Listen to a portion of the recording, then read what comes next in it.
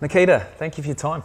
Tell us, why would you recommend someone use Stratco Steel Cladding for their renovation or new build? Yeah, so it's such a versatile product. If you want to come with me, I'll show you up close. So down in the centre, we have the Stratco Highland tray and the Stratco interlock cladding on display. You can see down here, it is in a variety of different pan widths and rib heights and different sizes, as well as different colours that you can come and have a look at. What about mixing it with other materials?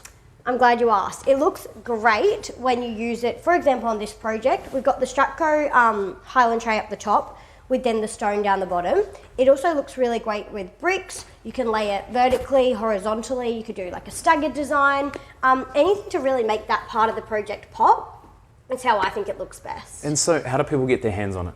Yeah, so come on down to the centre, have a look and feel for the product yourself, register your details, and then I'll be in contact with you. And basically I can guide you through that journey of getting our product on your build. I can talk to your builder and yeah, kind of help you finalise the deal. Thanks for your time. Thank you.